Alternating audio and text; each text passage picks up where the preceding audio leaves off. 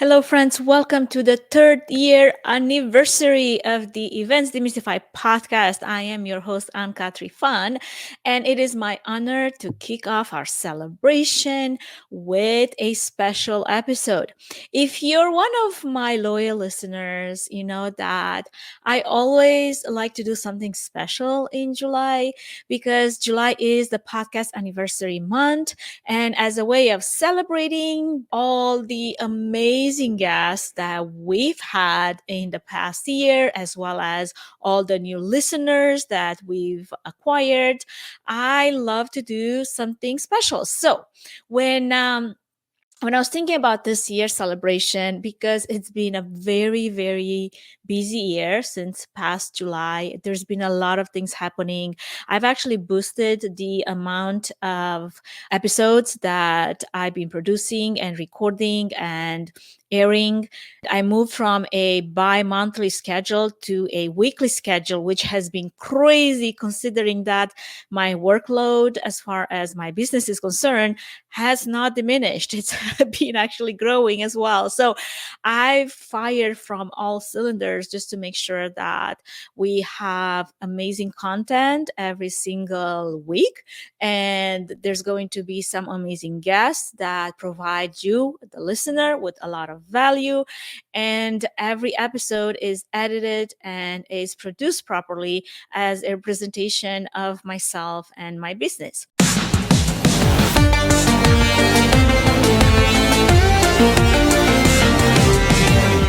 Welcome to Events Demystified podcast, where we explore and demystify the world of in-person, virtual, hybrid event AV production and technology by sharing insightful tips, tricks and tactics to make your events a success.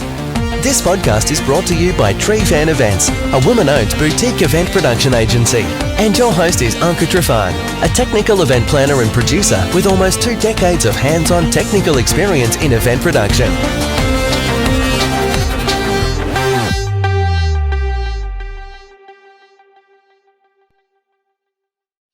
Just a quick recap if you're new and you're just listening to this because you haven't had the opportunity to listen to all the other episodes in the past.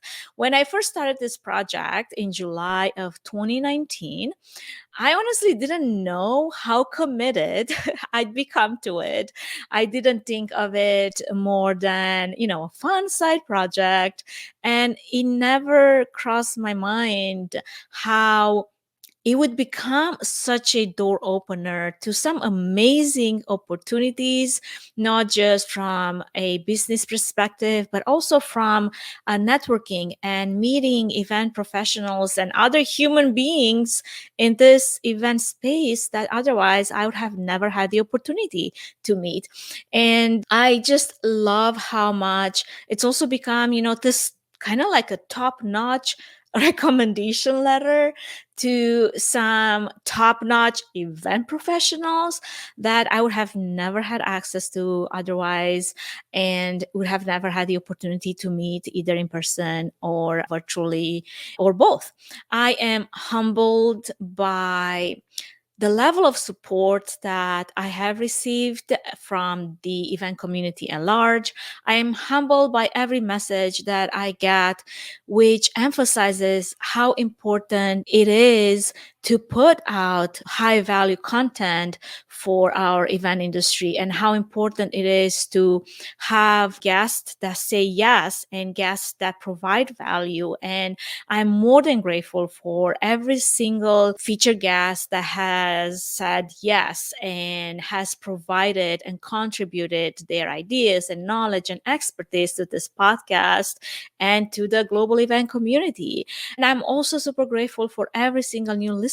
I see, how that's been growing constantly on the analytics side, but more than just data, it's the fact that it changes someone's life, it changes someone's events. And maybe they're doing, if you're listening to this, you're doing your events differently in a better way and with more intention behind every single event that you plan and produce. So for this kickoff of this 3-year anniversary. It's been 3 years, guys. We're growing. We're no longer infants, okay?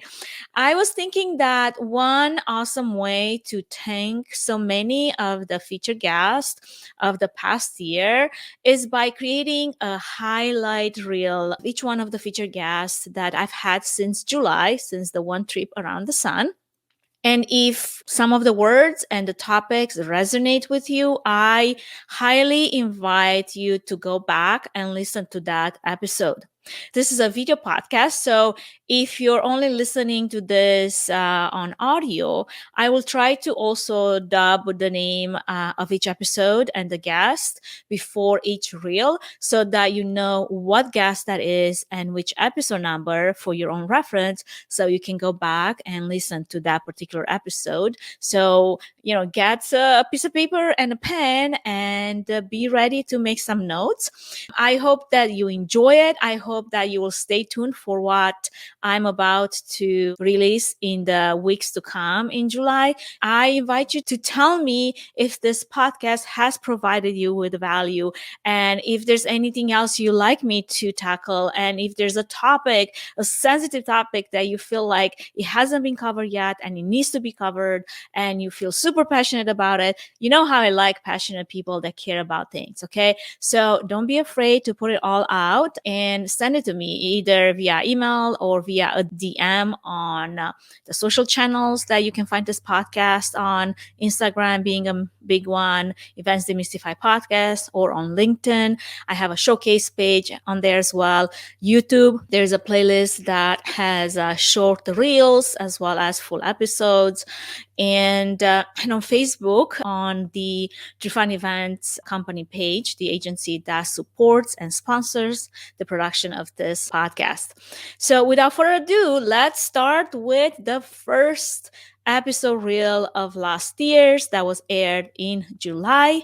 And that is episode number 39, the current state of hybrid events, with one of my favorite mentors in the event industry, Julius Solaris. I don't know. It was weird. They made us sit at the beginning for like a 1.5 hour session, like with different sort of mini sessions within it, but like 1.5 hour block. I don't know how to call it. With like and after 3 minutes, your brain was properly fried.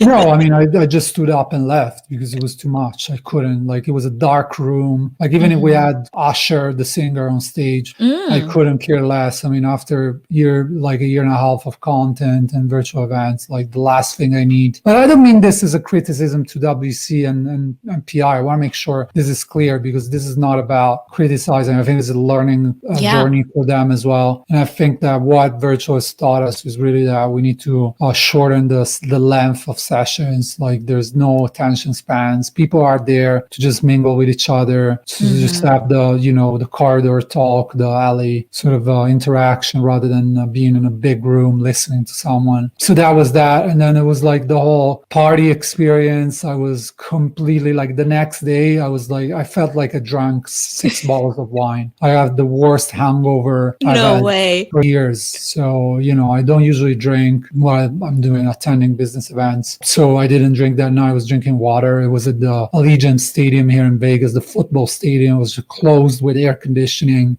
on the pitch, with bands, with like games and all of that. It was just too much. Like, everybody, like, we're not used to peopling, as people say these days. It's like, we have to really get back to it. It's takes time. This reel is from episode 40, Elevating Your Fundraiser from Virtual to Hybrid, featuring Samantha Swaim of Swaim Strategies. There's opportunity here for us to actually start to ask ourselves why we gather people together, because I think that people are not interested in going back to the same. I think that that's true in every sector, in every type of workplace, in every type of gathering, in every type of friend get together, that we're no longer interested in sort of just the social chat, how are you, how's the weather? I think we are living in a place where we are now so interested and invested in connecting to each other that needs to be at the forefront of event planning. So we need to think about smaller events. I think we're going to see small but mighty events that are equally impactful, but really give people authentic connection and allow people to really understand mission mission and put mission in front of anything else, any other goals. It's not about the meal being served unless the meal is part of the story. It's not about the decorations unless the decorations are part of the story. And that we're looking into how do we bring people into an experience, not just bring people back together. Because I think we're now in a place where we really want to invest in each other, and we're not going to have the same audiences. We're just not going to have folks as interested in gathering in big, giant ballrooms. We're going to have a smaller audience interested in really investing deeply in connection. There's this deep need for authentic connection, like really immersive, valuable, spending my time to connect my heart to someone I love. And that, I think, is what's going to drive a lot of decision making about where people spend their energy. So I suspect we're shifting into this place where events are going to be smaller. I think that they're going to be equally impactful, if not more impactful. I think that they're going to force us to start to look at the meaning of why we're gathering and what we can really transform by gathering.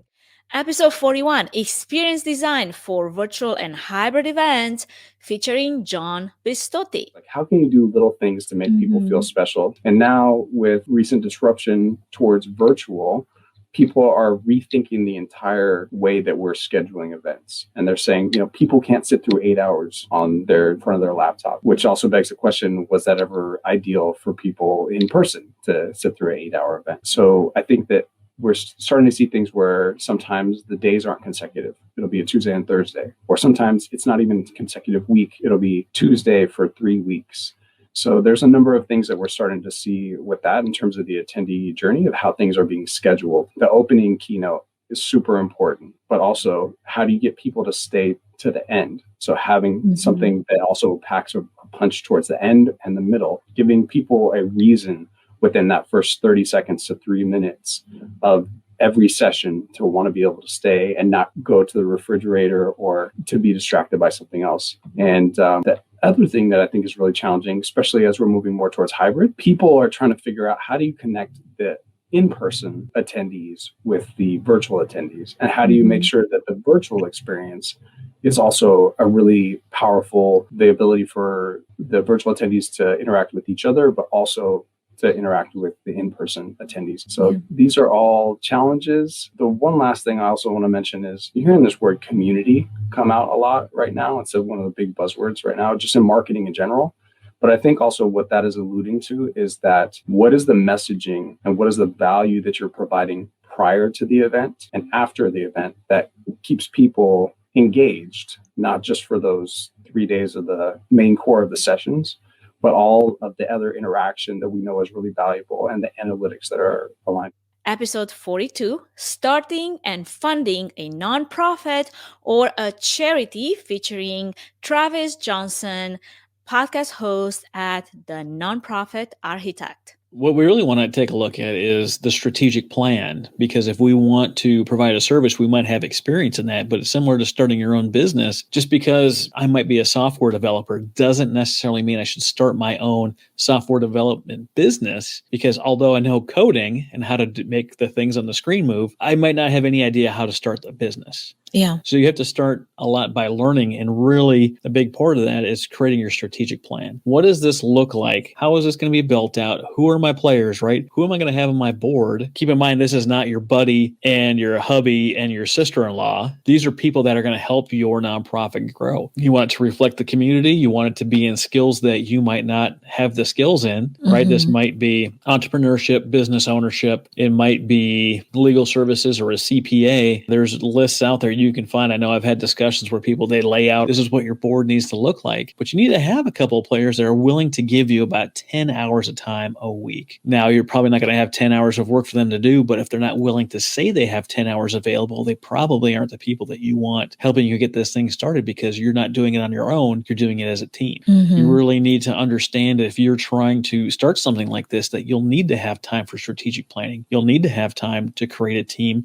that's going to do work with you, not necessarily necessarily for you, but you can't do it on your own without a good team. There just isn't enough time, and you don't have all the skills yourself to make this thing work. The next thing you need to know is, how are you going to fund this thing? What is the program actually going to cost to deliver? And not just the cost of delivering the program, but the cost of administering the programs. And then if you're going to have paid staff and what that looks like. I know there's a lot of discussions out there about people doing their own thing and trying to be all volunteer, and they're really proud of that thing. But I've run into a lot of donors that won't donate to an all volunteer staff, because if those volunteers leave, and I know, of course, paid staff can leave as well, but like, if I give you this $50,000, who is in place to keep this thing up and running? Where's the structure at? Who's actually working for the nonprofit? I am not a fan personally, and I don't know everything. I'm not a fan of executive directors that don't get paid. It's not some kind of badge of honor to me. They're wearing themselves out. And how long is it? It really is just a countdown until they get burned out and quit. Branding tips and tools for your virtual and hybrid events, featuring Swire Ho of Garuda Promo, episode number 43.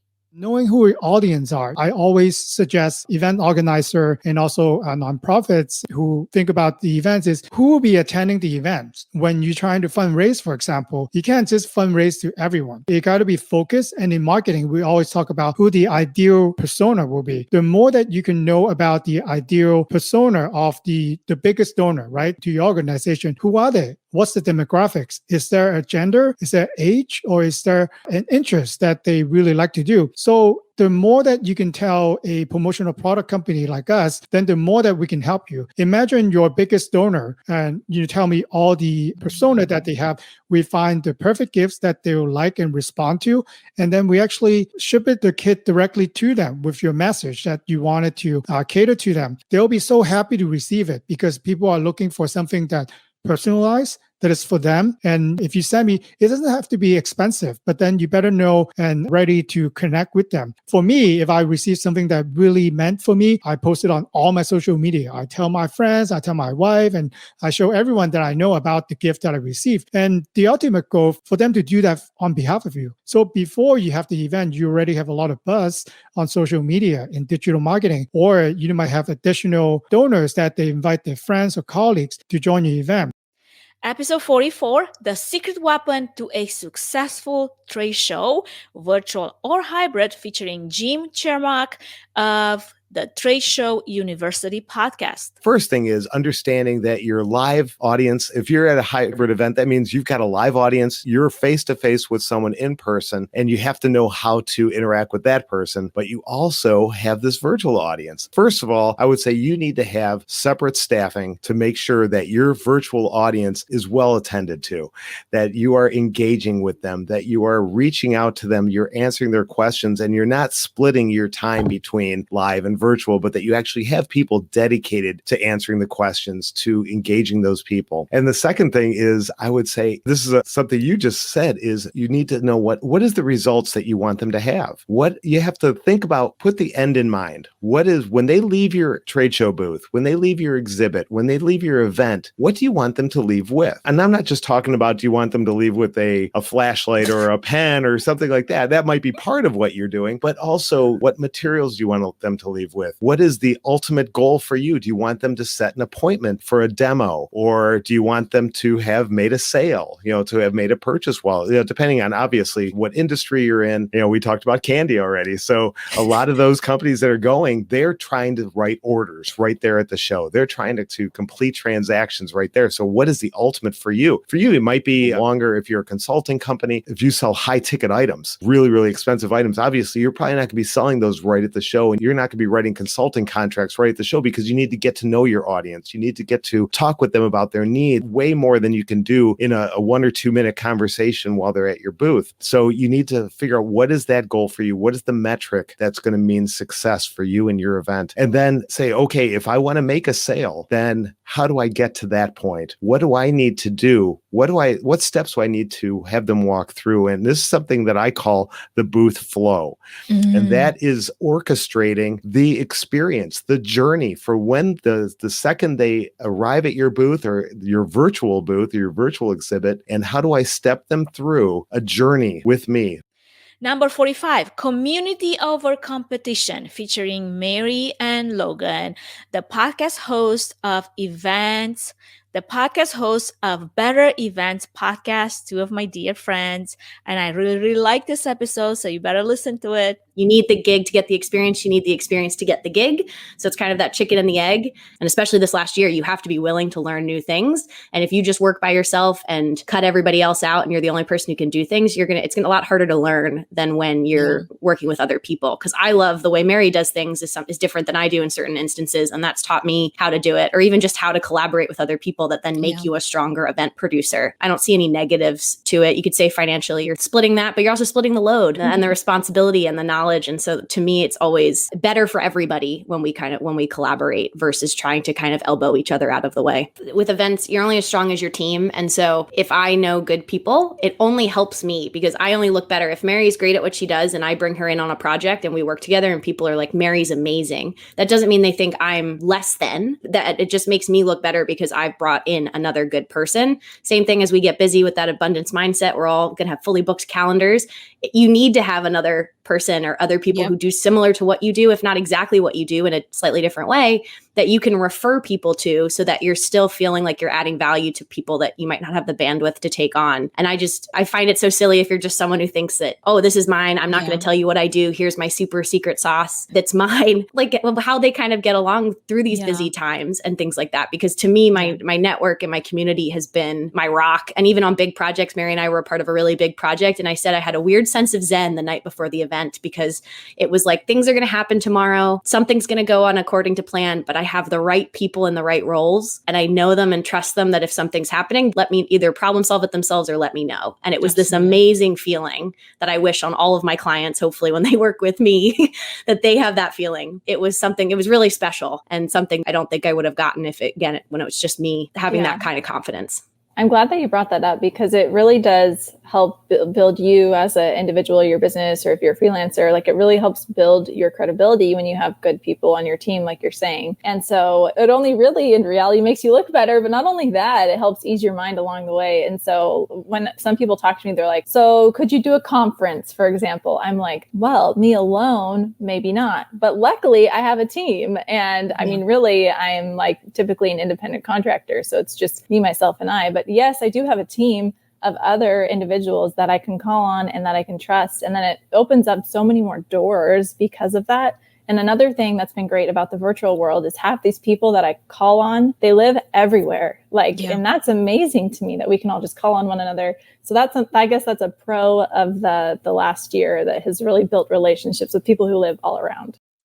Episode 46, Living Life, Leading with Passion, featuring Carrie Smolensky of CSP Worldwide. And if you want to see me and Carrie rap at the end of the episode, you've got to tune in and watch the video. That's the first thing. There's going to be a lot of people that are going to be talking about what they should be doing, and they're going to put it in a list, and they're going to come up with a date of when they're going to start. Stop all that. Just do it. That would be my husband. I remember when we were dating and it took him 9 months to propose and I was ready to go like week 1, right?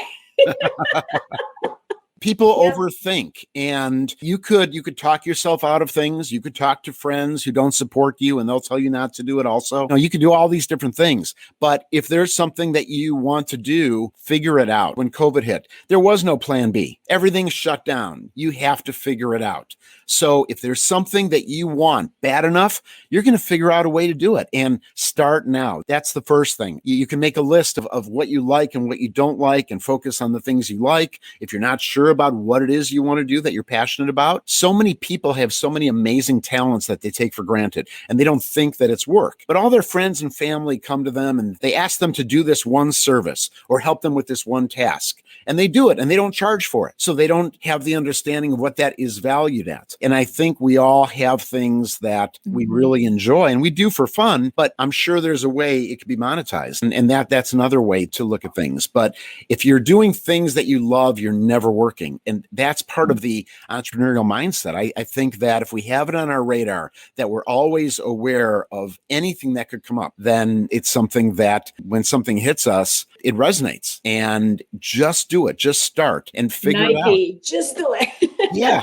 You spend a lot of time talking about it and get an accountability partner, by the way. When I wrote my book, before I even started my book, I put in my signature line, author of the forthcoming book, Living Life with Passion and Helping Others. So it was out there. I made a commitment. I told people it was happening and I gave myself a deadline. So I think you really have to put yourself out there, get an accountability partner, tell as many people as you can that support you and figure it out. If you need a mentor, if you need to figure out people that are already in that industry or already doing what you're doing, do that as well. Episode 47, the importance of A/B comparison testing in event, featuring Miguel Neves of Event MB. The most important part is probably the A/B testing. I think I'm glad you brought that up because I think it's really important that you test things out. The best marketing plans that I know, the best communication plans are ones that take into consideration the feedback. I'm on the side of social media and communications where the number of followers and the number of likes doesn't really matter. Like that's not something that drives business. Mm-hmm. However, social media in particular has this sort of, I call it a mix of psychology and technology. Mm-hmm. Right? So when you post something on social media, you have to understand the technology. Just the thought of sending somebody to a link that may not be good on phones either, even when it does work, when you do the link in bio, it's not the best experience. On LinkedIn, you have sort of 3 lines of text on every post, and then people have to click to open more. So your first 3 lines are super important. That's the technology. That's understanding the technology. The psychology is like, those 3 lines have to be really good. You wrote 3 lines, you knew that people would only see those 3 lines, but those 3 lines don't say anything to the audience, then they're not going to want to see it. If the image that you're using isn't appealing, it's not interesting to that audience, they're not going to care. So you have to get that balance right of psychology and technology to really make your social media or communication, any type of communication, I think that's important. With social media, it's just a bit more instant when it comes to the technology side. And there's more sort of little tricks that are similar, like the LinkedIn thing is really the above the fold and below the fold from traditional newspapers and things, but it's the LinkedIn version of it because every post you only see the 3 lines. Now, but going back to my original point, what I think is super important is that you test things out, that you post something and then you see that's where the likes kind of come in because not that many people will comment or share. But like is relatively simple, right? You just click the heart or you click the thumbs up, and that's sort of a pretty easy indication. And if you get enough sort of likes on a post, then it can go viral. And when we're talking about sort of B2B events, viral is never millions necessarily, but it's, then that post can be quite successful. So it depends on getting kind of interest in a short amount of time. And then the social media channels tend to show those posts to more people. So it's really important to get that right and get that initial interest. But the most important thing is that you're kind of listening and checking in on the posts. And then when you see something that works, you double down on that, right? And that's where I think making like a really complex communications and marketing plan, it's great to have to really plan things out, but you need to build in that space to kind of bet on something once you figure out it's working. Because if you stick to a rigid plan, that's just wasting resources. Episode 48, stop leaving hot leads on the table during and after events, featuring Ik Singh Kehal of Social 27. Community really formed. So for me, introductions pre-event, during event, all action, right? And then post-event is that community factor. So what I've seen in all 3 virtual events that we have done is a very, maybe for the lack of a better, I would say, let's just divide the world into 2 different categories. Makes it simple. One was the categories of people who were having events, they were a community already. And one was like all strangers meeting each other, right? So when it's complete strangers meeting each other, it's like a boom, silence. Nobody's talking to no one because, we all have that anxiety, even if you go to unless you have some obnoxious, outgoing person that just, has to make conversation. Otherwise, you feel so awkward if they don't. No, I mean, this is the truth. Even when you go into your friend's housewarming party, pretty much everyone. There'll be 10 people, but it's just anxiety right in the beginning. Like, okay, Who's going to get this going? So it's the same thing, when you have a party and who's going to dance first. So I think it all comes down to those things where you have to have people who will be the chaperones of this environment, and having at least some pre-event activities going on so that there is visibility of activity in there. So I think that is something which is very important for an event that does not already have a community going on, right? And then I think from our perspective, we believe in tools like similar to Instagram, similar to TikTok, where people can just post content about themselves. There's something called Hello World, which I think is an awesome feature that posts a 30-second video. Why are you here? All the awesome pictures from LinkedIn and everything else in the studio, little great, but a real person sitting in front of a camera, wherever they're sitting right now and saying, hi, I'm at this event because of blah, blah, blah, blah. Hit me up if you want to talk about these things. Now that completely changes the game, right? So incentivizing people, as you said earlier, with gamification to actually do more of those, so I think that is important. Now, events there's already a community built. What's the example of those events? For example, sales kickoffs. These people, they might not do high fives every day, but they're certainly very competitive and they know each other pretty well. And so the point is they're the ones who will be very vocal about everything that's going on inside there. So those ones have already communities built up. Most internal events do, right? So when we do events for big companies and so forth and or associations, there's a lot of people in there who've been there for a while. They have certain roles that they play and they can do all of that. So it's already a pre-built community. It's only the industry events, in most cases, because there are people coming from all sorts of different, sides of the house, and we need to nudge them a little bit, right? So who's going to dance first and then get everybody in? Or come on, let's do one of those train things and people kind of join in, so musical chairs, right? So the point is we all know how to do that in the real world, bring some of that into the virtual world, and believe me, it'll work. But then in cases where you've got a community that collected together during the event, how do you keep the community going after the event, right? So I think that all comes down to from learning from the community and understanding what they really liked and what they did not like in there. That's not called a survey. I don't know anybody who does a survey. Even those so-called eval surveys that every event used to have for the last 1,000 years. I've done so many events. Less than 3% people would do them, and the ones who did them were the ones who were not happy, right? So the point is, everybody who's happy, they go home. It's all good. So the point is, the system has to understand the people.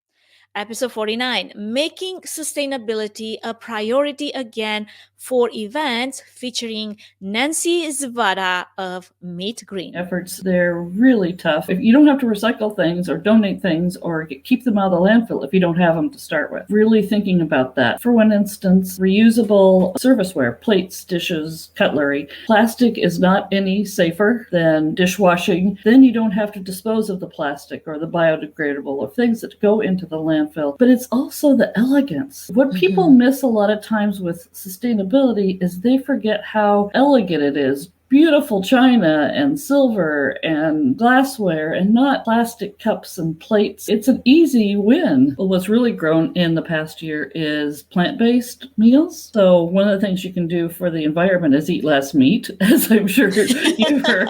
Tell that to the meat eaters. Yes, I know. But, you can serve fabulous plant-based meals that fill even a meat eater up. You can have a meatless Monday at an event, or you can have just all the lunches be vegetarian. There's so many ways to lower your carbon footprint by the food you choose. Make sure it's local. It comes out of the community. It's regional. It doesn't have to travel so far. Seafood, is it sustainable or is it overfishing? There's so many ways to really be sustainable in your menus. And you should then tell your story. This is what's important about sustainability. Tell your story to those who are attending. Put little cards out. The salad came from a local farmer. Things came locally. Talk to them about what's been done. Talk to them about how their menu today is going to reduce the carbon footprint of a conference. When you're feeding 1,000 or 2,000 people, that makes a lot of difference. Your vendors, your supply chain, they should be your partners in this. So instead of pushing them hard, you have to negotiate a contract, you do all of that, but you also want to enroll them. Like, what's new in your industry? What's new in the exhibits industry? How can you be more sustainable? Bring us the new cool stuff. Work with us. This is a lab. Let's make this an experiential lab. Episode 50, being prepared for the unexpected, featuring Mahogany Johns of Event Specialists with a side of poutine. I don't think I said that right. but you've got to listen to this episode to learn how you say that. Say, moving forward, the word hybrid may not actually be the word that we actually need to use versus the in-person and the virtual experiences that we are designing. I mentioned before, not everything has to be a one-in-one, and I feel like this time has allowed us to redesign and reimagine what the in-person elements of a hybrid event could be, and allowing us to have that as almost a VIP experience. Like the micro experience is coming back. I feel like our hub and spoke model is coming back. They're all things that existed pre-pandemic that we're almost being forced into producing. So I feel like really redesigning for our audience and really going back to those core goals and objectives will allow us to design the right type of hybrid experience that we're looking to have. I mean, I personally was always a fan of the hybrid model. I mean, the opportunity to extend your reach, to showcase what you do well, opportunities to monetize, always existed from hybrid. I feel like this fear that hybrid events or having a virtual component will cannibalize what we're doing. Stats have shown year over year, even pre-pandemic, that it doesn't actually take away from your in-person audience or the event that you've created. It actually adds value and it adds new opportunities to grow that current event, expanding your audience to what I would call like the hidden audience, the audience you didn't actually know was there. Really arm yourself with what your vision should be, and then stack what you need against that. And whether that is calling on other industry friends, don't be afraid to lean on suppliers like your AV suppliers who've been doing this for years. Don't be afraid to ask your fellow colleagues. I mean, we're in the industry as well. You can reach out to all of us. Be mindful of what it is you want to see. I often recommend to start small, and I know, unfortunately, that isn't always an option for a lot of our event professionals that are told we have to go hybrid and we have to completely stream the full conference content to the virtual audience. My advice to them, again, start small, start with what you do well. If it's the keynotes that are always well done, then that is what gets streamed. If you're not sure what content can be streamed, have a conversation with your streaming partner to see how you can leverage that. See how they can support your buy-in from your team so that everyone is on the same page. And again, present your own plan. I mean, I say that in the nicest way possible. I feel like we're always sending out RFPs and panic, but you as planner, as the owner of the event, I strongly encourage to lean into what you see and present that idea. I know we don't always get to run with that idea, but at least starting there will give you a point of reference for you to build on.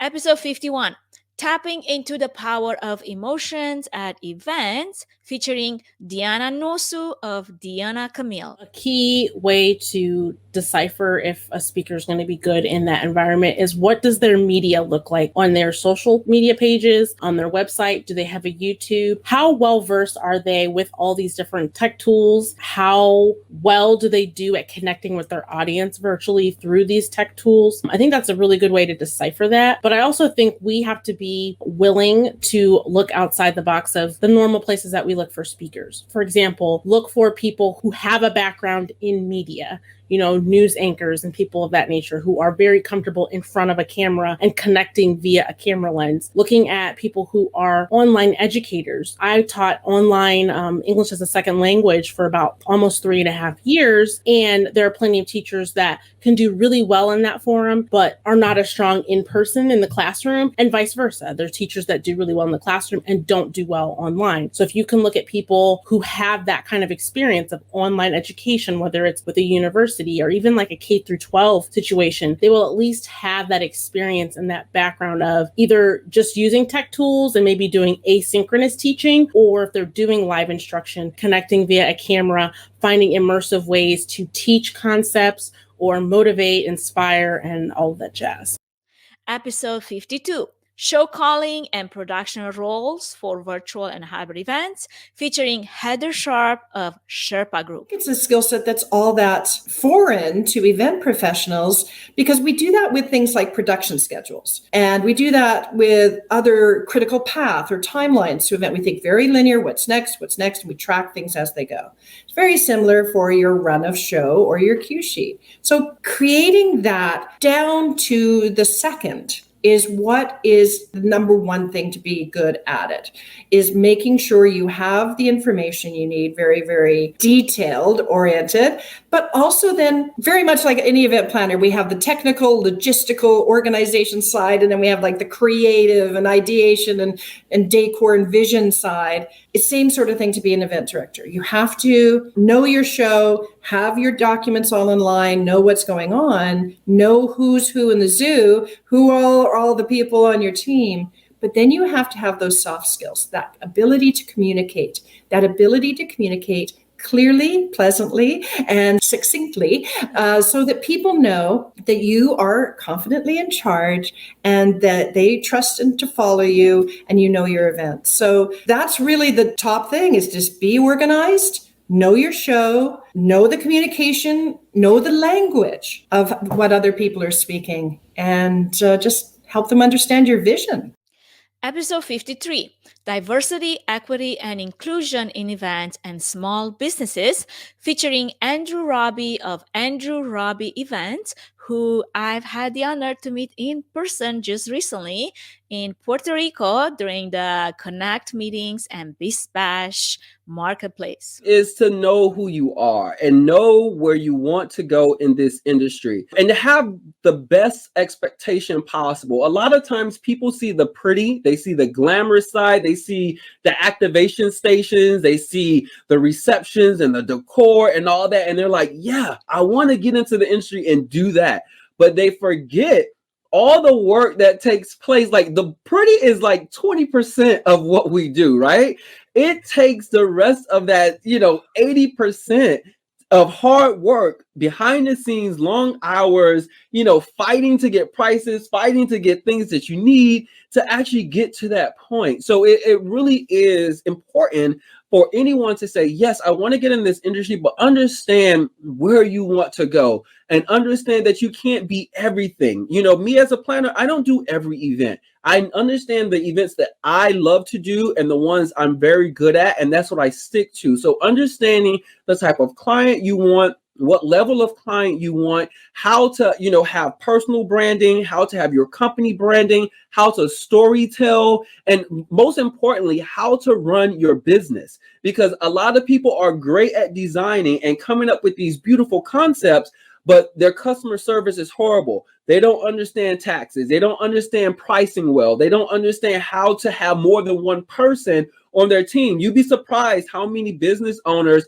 are not even employed themselves, maybe a 1099, but they're not a W-2, employee. So the business aspect of it is so essential. Constantly learn, constantly, get your certificates and go through programs that are going to help you get to where you want to be. Of course, you don't have to have a certificate in everything. You don't have to have a degree in everything. You just have to have that foundational support to get you where you want to go. When you have that, then you're unstoppable. Episode 54, Mitigating Risk with Virtual and Hybrid Events, featuring Jasmine Brianna. I love this question. I have tried very hard during this pandemic to find ways to balance all of the stress and anxiety that has come on during the season. And everyone knows, as an event professional, as an event producer, we have one of the most stressful jobs ever, because it's always just like chaos, and it always kind of feels like life or death. When events go wrong, you have to fix it. I will admit that I didn't do so well before the pandemic in offsetting that, but this pandemic has allowed time for me to set a routine. So I am struggling to try to figure out how to maintain that routine while we return to like the office and in person. And so I will let everyone know I'm also working it out. There's no such thing as like perfection. We're constantly growing, but a few things that work for me, may not work for all, but that works for me, is exercise. I run like at least like 3 miles, maybe 3 times a week. I love the gym. It's something about really just like doing weight. It's really just like envisioning that obstacle that I am struggling with and really just like physically overcoming it. That really stimulates my mind. And then afterwards, you're speaking my language. I feel good. Yeah, I felt powerful, and I'm just like, it's almost like, like when you throw in the darts and just imagining that person that you don't like or something. When you're working out, really think about that technical issue or whatever, and really just work out all of that energy. That has helped me a lot. And as far as like other things I appreciate, for me, information helps with my wellness, because I find that like ignorance leads to anxiety. When I feel I don't know something, or usually when I'm nervous about something or I'm stressed about something, it's usually because I am not so well versed or I haven't found the solution. And so all I do is just dig deeper. I'm reading articles. I like keeping on top of the news. LinkedIn has become one of my best friends. LinkedIn and Twitter. Everyone in the event industry was just talking and sharing and blogging and really keeping each other up to date with things. So I try to join every conversation I can. I just absorb. I attend all of the events that everyone is hosting, seminars or webinars for event professionals, because if you know more, you can manage more. You're better equipped to address whatever obstacle that comes your way or that you're facing. And so as far as like the wellness, definitely exercise and drinking water, because dehydration is never good for the brain. Literally drinking water helps your brain process things better. And definitely staying on top of the news and trends and blogs, just so that you are always ready to go. Episode 55, and this was an episode that I produced myself. I didn't have a featured guest. It was more of a 2021 year in review, thoughts that I've expressed about the virtual and hybrid events that were done in 2021. If you're curious, go back and listen to that episode. Before we move any further, I wanted to give a quick shout out to our main sponsor, Trifan Events, which is a boutique event planning and production agency that will come alongside you, offering personalized event planning and technical support, strategic event design, production and technology management, and flawless execution for live, virtual, and hybrid events. The team at Trifan Events is passionate about planning and producing event experiences that get people involved with true moments of interaction, engagement, and co-creation, while offering white glove treatment throughout the entire planning process, enabling you to reach your event goals with the use of creativity, production tools, and event technology. Find out how Trifan Events can plan and produce your event become memorable. Go to trifanevents.com.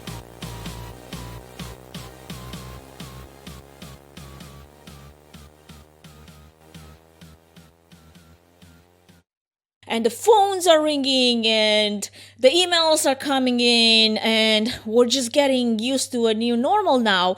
And it's hard when you still have the fear and the uncertainty setting in. Unfortunately, while much of this is happening and we are faced again with this new uncertainty of what the events will look like, and that can be certainly scary and frustrating, I want to bring some good news. We are far better now prepared for the challenges that lie ahead than we used to be in the past. We are a strong unit of event professionals, and this is a fight that we will not lose. So while it may not be how we believed that 2020 would unfold, and we can't really say much about it because it just started, we should remain hopeful that it's just another bump in the road and we've got it. So on that thought, here's what this brand new year brings to my mind after some time of ruminating on my own insecurities and what I felt like big time limitations to conquer some of this year's goals that I've set for myself and for this podcast. Now, a small disclaimer first, because here's the thing. In the best case scenario, I've already lived half my life. And this is something that I will talk about some more in future episodes, but it's been on my mind and it's really weighing heavily on my heart. You know, the idea that tomorrow is given to us and we can count on it, and when in reality it's just an illusion and it's never been promised. I've been grieving hard. One of my best friends, only 34 years old, and this past year she passed away after a very long fight with cancer. And it reminded me what living your life to the fullest really looks like and should look like. She was the most passionate, living out loud, bold, beautiful, full of life and full of passion person that I've ever met in my life. And after all of this, she still she's still gone. And all of that energy and all of that passion, all of that just boldness wasn't enough to keep her alive because of this merciless disease. And I'm so mad at it because there wasn't anything that we could have done. There wasn't anything that we could have just keep her with us. And I still grieve her loss. And this just brought this new sense of urgency to me and the choices that I make every day and the way I live my life and the things that are important, the things that should matter, and the things that really are just trivial and they're not worth spending any time on. Episode 58, Setbacks into Comebacks, Authenticity and Imposter Syndrome, featuring Courtney Stanley. I would say is to really just have that time and to reflect on what the heck life has looked at, what's really hard, and where you're at on the other side.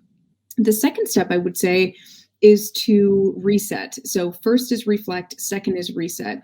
And that's really where you want to start moving forward. So we've looked backwards, we've acknowledged, we've reflected, but we need to make a plan to move forward. And so really creating a sharp focus on the goals that you actually want to accomplish in this next year. So it's great that we're talking about this at the beginning of a brand new year because this is the perfect time to plan. There's a reason why people feel that change mindset at the beginning of each new year because people are feeling refreshed and rejuvenated and they feel like there's actually that new page, that blank slate that they can really start to write their next chapter on. So starting by thinking big.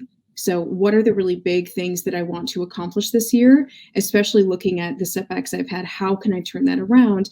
And then making it small. So dreaming big, but thinking small. So that's where you want to actually make sure that your goals are measurable. We're using the SMART acronym here, that they are specific, they're measurable, that they are timely, that they're relevant, that you actually have a plan month by month, week by week, even day by day to make progress. And then from there, you want to actually make sure that you're able to hold yourself accountable.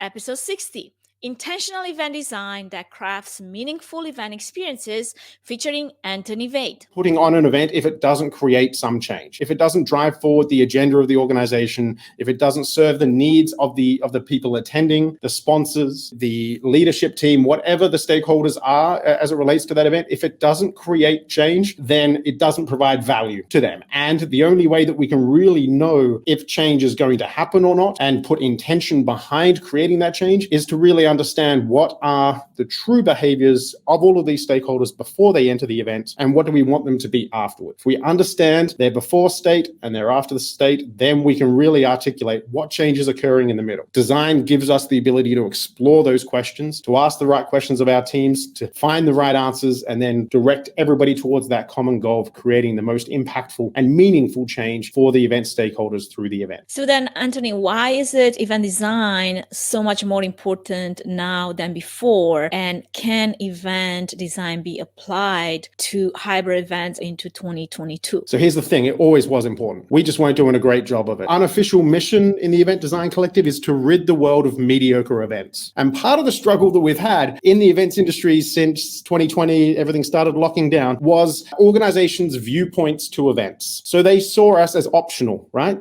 Oh no, well, we're going to shut down for 6 months, cancel the event. It doesn't matter. It's not that important. And this is really hard for us to deal with as an industry because no one likes to be sidelined. No one likes to be told that the event wasn't as important as they think it is. But the issue was really that in the past, we put on the events in the ways that we were directed. Some of us were doing great design, sure, but many people were putting on events based on the history of the event or history of the organization or other events like theirs. They were creating status quo events. And so the leadership teams and organizations didn't really have a good grips of the real change that was occurring, or there wasn't any change occurring. And so they didn't perceive the value in it. So when it came time to cut them, they went, great, let's cut them. And now we're seeking relevancy again. And more importantly, we want to be able to justify if we're going to continue with a digital ecosystem, if we're going to do a hybrid. Episode 62, Hybrid Events in 2022. Same, but different, featuring Megan Martin. Sure. So I think when starting to think about hybrid events, it's no different than thinking about how we design in-person events exclusively. It's really about your why and going back to why you're doing something, because then every decision you make in designing that kind of experience, whether in person or digital, or maybe both, you can justify it because of your why. This is why we're doing it. This is why we're bringing people together. This is the purpose of our mission of what we're going to do. So I always really encourage planners, or really anybody, to take a step back and not just say, well, we do this event because we've always done it. Well, why do you do it? Why do you reach the people that you do? Why do you market the way that you do? And really start thinking about it. And I think the other piece with sort of hybrid now is we're talking about designing two different experiences, but to me, they're equal. You know, I feel like the digital and online participants sort of get shorthanded and experience because it's too much to think about it. And so many planners are trying to do it simultaneously. And hybrid doesn't mean at the same time. It just means engaging in two different ways. That could be post or pre, simultaneous. You know, hybrid means something different to everybody. So when you really step back and say, this is why we're doing it, then that can start answering some of the questions around how and why you're designing a hybrid event. Episode 64. Trade shows and virtual, how well do they mix? Featuring Nick Aldinger of IBL Events. Yeah, from an event organizer or event producer standpoint, the customer experience. Sometimes we get wrapped up into our own worlds because we're experts in it, but we don't want to lose sight of what the customer is feeling. And this has been a perfect example during the COVID experience. Is time management's become more important to people than ever. And they want to understand, what is that experience that they're going to feel at a show, at a conference, at a virtual event. We have, as event producers, we have to convey that. And we also have to track that response, right? Because if we lose touch of what that customer experience is, we may be doing a lot of things that we think are good because we're in the business, but it's not translating to the customer. And our customer experience and what they're going through is changing rapidly, right? In what they want and what they want to hear and what they want to see and what they want to experience. And we have to keep a pulse on that. Episode 66, Overcoming the Fear of Failure in Events, featuring Tui Deep of Hot. Here's the thing when it comes to success, we were talking about taboo is failure. I'll say this, Napoleon Hill says that failure and defeat are different. And so I like to think that I've never truly failed, had permanent failure. But many of times had temporarily been defeated. And in those moments is your learning lessons. And so you have to have those learning lessons to be successful. And it's tough because social media, for example, everyone wants to show the highlights. Everything is great. I woke up like this. And yeah, me too, after about 2 hours.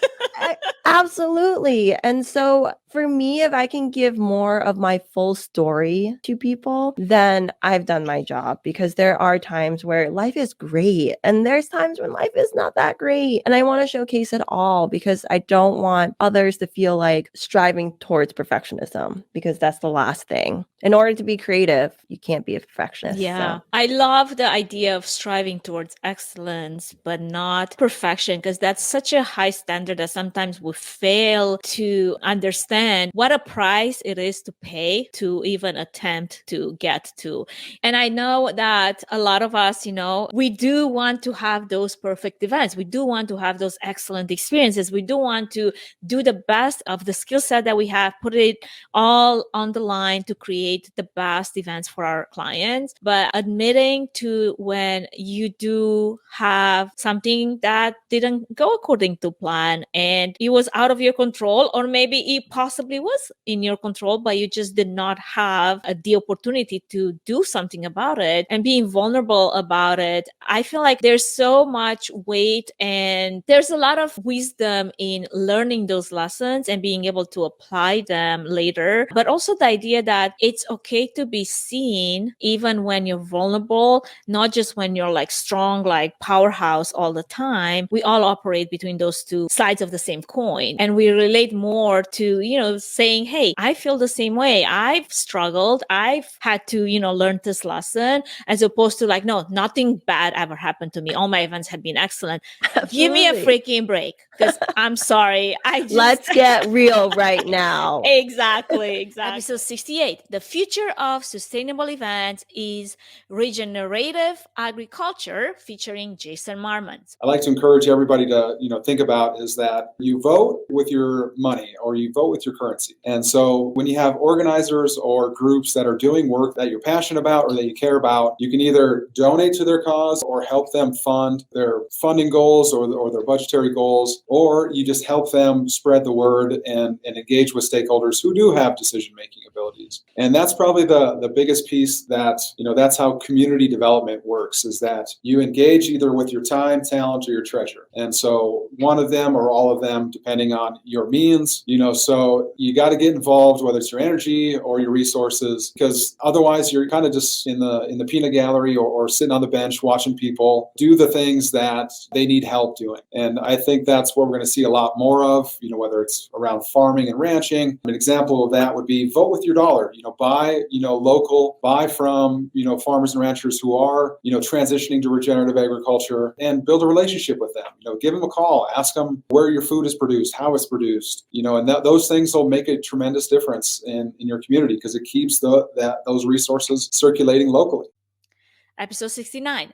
Post-COVID contracts and negotiation tips, featuring Brittany Shea Cobb of Innovate Meetings. And if you are dealing with contracts and hotel negotiations for rooms and venue space, you must listen to this episode. At the end of the day, a contract, any contract, should be fair for both parties signing it. And unfortunately, in the industry that we work in, you don't often see a standard hotel contract that is extremely fair for both sides. And so recognizing that gap there has really fired my passion to be able to provide a service to my clients. I always say that before the contract is signed, you're negotiating, but after it's signed, then you're begging. And no one likes to beg for anything. It's not a good position to be in. And so I enjoy and absolutely love being able to help my clients be best protected right out of the gate versus putting in a position where they're begging later. And so there is a long list of things that I guess pick some of the top most important. Sure. Yeah, so there's several really important ones. And I think factors and clauses that people may not be aware of or think about, and absolutely should be top of mind before signing a contract. Cancellation clause. So are the terms, including dates and specific cancellation damages, specifically spelled out in your contract? And is the hotel allowing for slippage based on the cancellation date, and that is truly fair for the client to pay? Then we go into a hotel cancellation clause. So the hotel is protected if you cancel on them, but are you protected if the hotel cancels on you? And that question is something that people are always shocked to even hear. Well, what do you mean the hotel can cancel on me? Mm-hmm. They can, and they can continue to do that.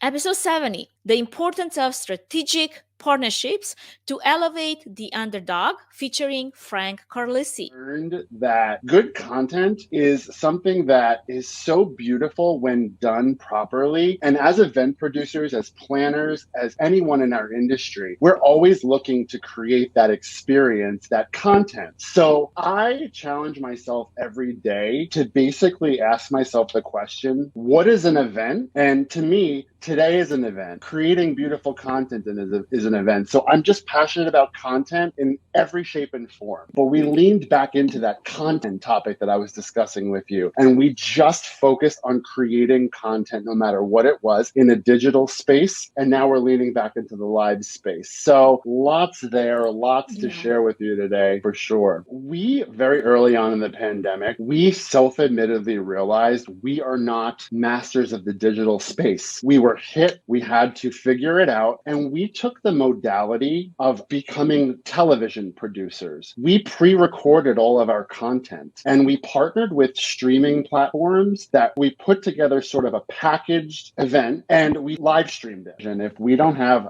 skin in the game or some sort of emotional investment to an event, especially in a digital realm, you have to spend so many hours, and you know this, editing, looking at the same content over and over and over again. You have to make yourself laugh. You have to make yourself find joy in that, or else it's not going to read for the client. So I think that, again, to circle back to the question, I let my hubris go. I let it all go. And I just realized that my sort of experience and sensibility in this field can bleed in naturally when I care about what. Episode 72. Keep Up So You're Not Kept Out, featuring Sarah Solomon of Solomon Production. I am a total fangirl of Sarah. You must listen to this episode. It was fire. And if I had an emoji, I would just put it on the screen right now. Keep up or you're going to be kept out. And having to constantly challenge not only myself, but my team in production and like creative and writing and all of that. Like, how do we become better? And how do we not just become better, but then share that with our industry? So that's something that is, especially over the past 2 years, which is why I look like I haven't slept in 2 years, because I actually haven't. I have not gotten much sleep in 2 years, is because of that, right? It's like that whole mentality of like, this is a lesson. Like, we have got to keep up, because if you don't, you're going to be left out, especially as small businesses. No one wants to do what's uncomfortable. It's like no one wakes up and they're like, wow, what am I going to do today that is not going to be fun for me to learn? Like, that is not a natural human instinct. But if you want to be great, if you want to go to that next level, if you want to stay relevant, and like I said, keep up, then you have to challenge yourself to do these things. And you have to learn skills that are not, your norm. I mean, I had to learn years ago how to edit. I never thought that I would want to edit anything or like even care to edit, but it's like, no, I've had to, because there's been times where you have to roll your sleeves up and do it yourself, Absolutely. I'm a sound engineer. So for me, video editing and video production was the farthest thing away from my mind. And then here comes COVID. I don't even know what keyframes are, beginning of COVID. And now I'm like producing video after video after video. Are my skills up to like here? No, but I'm like evolving, right? But I'm like, this is like a death by 1,000 paper cuts. 100%, which is why we both have not slept in 2 years. But you know what? Good for you. And I commend you for doing that. And I think it's awesome that you're just doing what you have to do. And here's the thing. You don't even have to do that. Like, you're choosing to do that. It's a choice that you're making every day. And it's inspiring. It's inspiring for me. It's inspiring for people, watching and listening. It's exactly how you grow and you build and you develop as not only an individual, but as a business. So I think that's awesome. Episode 73, Creating Change in a Segregated Event Industry, featuring Jason Brown of VidLive Events. And Jason is one of my favorite friends from Las Vegas. And we had such an important conversation about the type of challenges that many people of color and many people of a different gender face in this industry. Part of me trying to create change was to be more inclusive. One awesome thing working at Freeman, I had my first female boss, like in my entire career of any work ever. And she's one of my greatest friends to this day. Tan Wells, man, she's a firecracker, but she really knows her stuff. And I always admired that. Another few individuals that I got to work with, all females that were just very powerful females. Maggie Harker is a powerful female who handles the stuff where other people are like, I don't want to do that. But when I listen to conversations that people have about them, they would keep them like here because they're female. I'm like, you have no idea what these individuals are capable of, but you're putting them in this category because they don't look like you. Yeah. And that's based on gender. A lot of times it's based on gender. And of course it's based on, whatever your ethnicity is. So again, for myself, coming in and being able to start training people, like my classes in video recording and cameras and screen management systems. Like my classes were full of everything, and that's how it should be. Like that. I just think it's a lot easier to fix than what we make it out to be. And a lot of times that's because we're not taking the reins ourselves. I think as far as, like if we're talking like racial injustices and systemic racism, like those problems are fixable, but they're going to take a lot longer than what anyone I think could ever imagine. And mainly because the people that keep those systems in place have a reason to keep them in place. Like, why would I want you to be able to have what I have if I just don't want you to have it? Sometimes it's really that simple, right? It doesn't have to be there's these different moving parts. Sometimes people just don't want you to have what they have. So how can you fix that? And I think for myself personally, and if we're just talking about in our field, I make it a point to not walk into my next show seeing the people I saw at my last. That's very important. And that's a very easy thing, I think, to do. And I've noticed a lot of people have a barrier up against that because, well, we don't know if those people are capable of doing the job. Well, they're never going to be capable of doing the job if they're not given the opportunity. Opportunity is everything. Okay. When I say sometimes people just don't want you to have what they have, like that's why we are where we are. Okay. And, our IATSE union here in Vegas, I think is great, where some of the powerhouse video engineers that I've worked with are female. Okay. And we just know them as, we want that person on this job because this job can't fail. Not, well, we need a girl. Like, no, we need an engineer. Guess whose name comes up? Okay. But again, that's because those individuals are given the opportunity. I do believe that we're coming into a new era of really trying to push against norms. And I think that that's good. Our industry, though, I think the conversation that you and I are having right now is how that starts. So 74, it's okay to change your mind and keep evolving, featuring Jennifer Salerno, podcast host of The Room Block. People in this industry, we are like really invested in what we do, right? I mean, because it's super busy, and when you're working in it, like you have to be 100% engaged in it, right? You're traveling a lot, you're like answering calls around the clock at times. It's like you're all in. So then all of a sudden to have that just taken away, it's like, who am I without my job, and like what is my worth? And it's a huge thing that I dealt with. It's an identity crisis. It was totally. So I had several sessions of an identity crisis therapy sitting on my couch, my poor husband. I'll be honest, like getting the podcast going, that's great, and I consider that a huge success, and I'm proud at the fact that I was able to just get that going. But it hasn't been a smooth journey the entire way. I still grapple with identity crisis at times. Like, I'm not working in the industry anymore. I'm not employed by a hotel. I'm not employed by an association as an event planner. So what am I really contributing? What is my place here? That is something that I actually do continue to wonder about. It's like you just put yourself in that place, because I realize I do have something of value. I mean, I do have 20 years of working in the industry, and I sometimes have to remember that there's people who've been in the industry for 2 or 5 or even 10. There's something that I could teach. So 100%. Yeah. No one really has it figured out, and it's okay to change your mind and keep evolving. I mean, as a matter of fact, it's a good idea to keep evolving, right? I feel like a lot of times you can look at somebody and look at what someone's doing, either in their career or whatever, and you don't realize that they're on day 764, and I might be on day 5 or 10. I mean, I'm beyond that at this point, but you know what I'm saying? Like doing something new. So I think it's important to realize that like everyone's just figuring it out as they go. Like no one wakes up knowing how to do anything. Episode 76, Opportunities Await Those Who Seek Them, featuring James Stedman. Having backups, and your backups grow. You can't anticipate what can go wrong, but your main lifeline is your internet. Do you have backup internet, backup power, at least to keep you afloat for 45 minutes, maybe longer? Everything, I have UPS backups on everything. I have 3 upstairs and I have 1 on my network downstairs. But again, if we lose internet at our main ISP, Spectrum, which is not great, but it's fiber. If that goes down, which happens often, believe it or not, I have my Cradle Point. So my Cradle Point runs off of Verizon and T-Mobile. So I can at least keep the upload speeds to keep my stream afloat for the remainder of the event. I've only lost power one time, and I'm sorry to the, the one client. I apologize. There's been many occasions where you have everything planned out and we have our show caller that's coming in via Zoom. He's in your ear and then something happens to his connection and you have to scramble. So always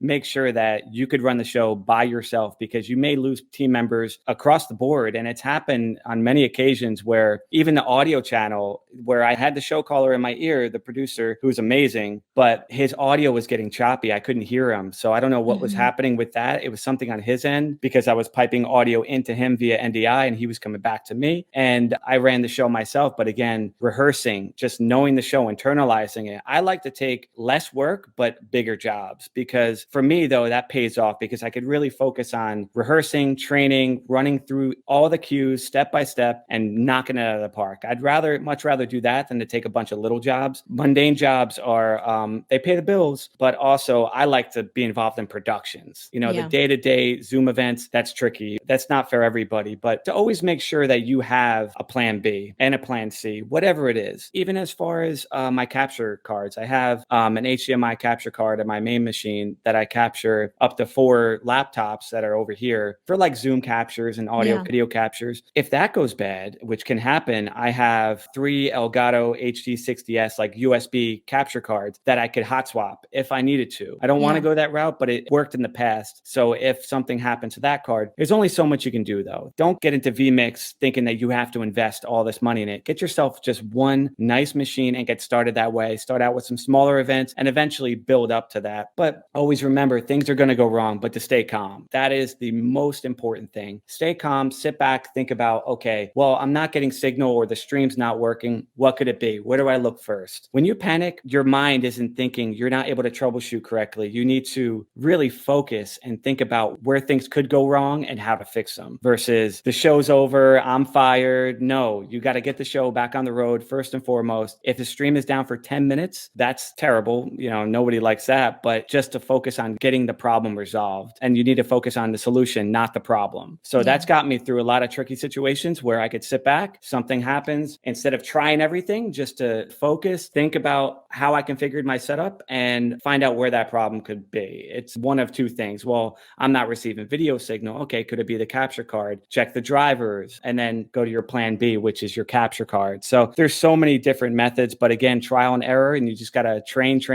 and stay ahead of the curve because things are always changing in our industry. Episode 77, A Sustainable Approach to Event Swag, featuring Lindsay Moran. Well, certainly I was guilty of it 15, 20 years ago. It wasn't we didn't make the most sustainable choices sometimes. And events will continue to improve. There'll be ebbs and flows and there will be, things that will be done and will get better over time. It's not going to be an overnight thing, but yes, I think, thank goodness we're all paying much more attention to this. And so we can certainly support with that from Unwrapit's perspective. We like to say that we really want to have companies, event organizers, anybody who's really giving gifts in some capacity. We're on a mission to help them sort of break free from the traditional and conventional thinking around gifting, right? So the digital gifting platform that we offer is a way for event organizers through their events or companies to give gifts to attendees. It's fully brandable, it's personalized, it can be used at any scale for, small number of gifts, a small number of gifts to a larger number. The gifts themselves are low or no waste gifts. They're all sustainably minded gifts. And at the end of the day, the recipient who's receiving the gift actually gets a choice, which is from a user perspective is huge, right? So you're not just, frankly being given the swag bag. The swag bag and you're like, oh. Right. Yeah. And I always have the caveat of there's a time and a place for physical things. We're not suggesting that we're going to, all of a sudden we should not have physical things at events. That's not going to happen. It's not realistic. But I think if we are going to do physical things, again, people and planet first, we need to be a little more mindful of the types of physical things that we're giving away is first and foremost. And then look at something like Unwrapit as an alternative to be able to provide digital options that are much more sustainably minded, right? So that's kind of how we can come in and how we can support. And we always encourage them to include a social impact option. So either giving to a charity of my choice, planting trees, adding clean energy to the grid. These are some examples we can include. And they can be alongside more traditional, as you said, experiences or practical things, more gift cardy type of things. But the nice thing to show is that, 5 to 8% of our gifts end up the individual ends up choosing a social impact option, which is amazing. And that's money that wouldn't otherwise have gone to the charity or gone to tree planting or whatever the case may be. So yeah, I mean, I think that's kind of helps to give a little bit of sense of it. And I think going back to what you were saying a moment ago, with regards to the physical, swag bags, that sort of thing, it's so important to hit on that point, because I think we are all guilty of this. We don't recognize that by the time you're purchasing those items that we're going to physically put into the swag bags, they've already probably been made somewhere else. They've been wrapped, they've been shipped, then they've been unpacked, they've been wrapped again, they've been shipped again. And the environmental impact of that is huge. It's really huge. And so if we can extract that, that's a big part of it. We talk a lot about the circular economy and how we are, in essence, inserting ourselves into the circular economy, that idea of, reducing waste right off the get-go, because we're not even creating it, right? So it's not there, which is incredible.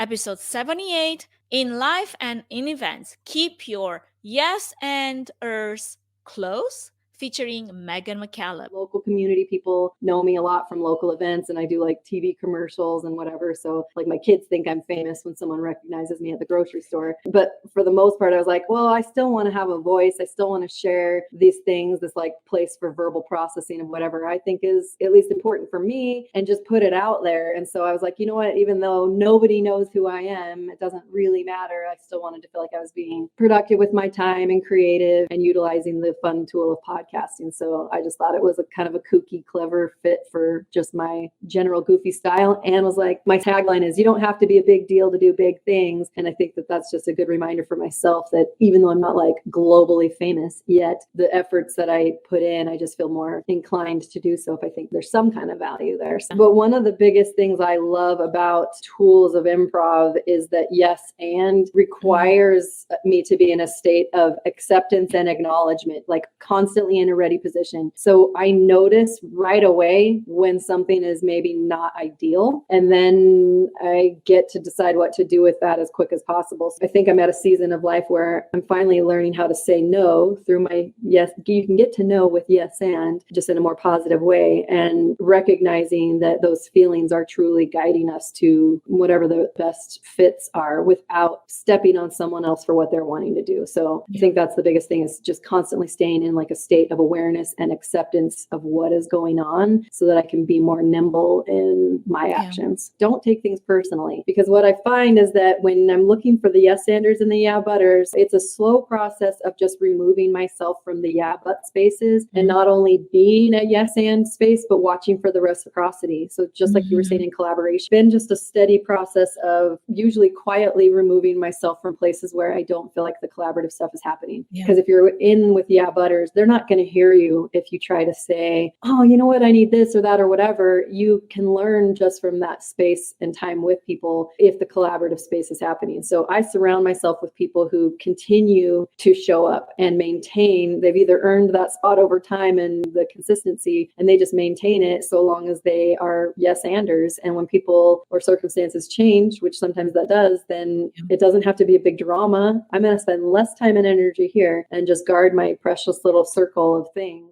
All these episodes are more than amazing to go back and listen to, even if you've already listened to them. If you have not, I highly encourage that you go back and listen. The reason why some of the episode numbers are jumping numbers is not because I don't know how to count. It's because in between some of those numbers are actually some rant episodes that you're going to want to check out as well, because they're kind of fun and short and tackle different things and different topics and issues sometimes, because I am known to tackle issues. I love to talk about positive things, but there's also things that we need to be aware of and bring them up to the surface and have a conversation about them. So this is the kickoff into our 3rd year anniversary. I hope you will enjoy it. I hope that you'll come back and check out some of those episodes that I have highlighted during this episode, and stay tuned for more and for what's coming this month. You will have a great time, and you will be highly rewarded for carving time out of your day to spend with me on this podcast. Thank you for listening to the Events Demystified podcast. If you enjoyed this podcast, please take a moment to review it, rate it, and share it with other event professionals that could benefit from it. Connect with us on social at Events Demystified Podcast. We would love to hear from you and what you're up to. If you'd like to learn more about Tree Fan Event services and find out if we're a good fit in supporting your event, can we help your event be successful with a 20-minute free consultation? Link in the episode's notes. Thanks for tuning in.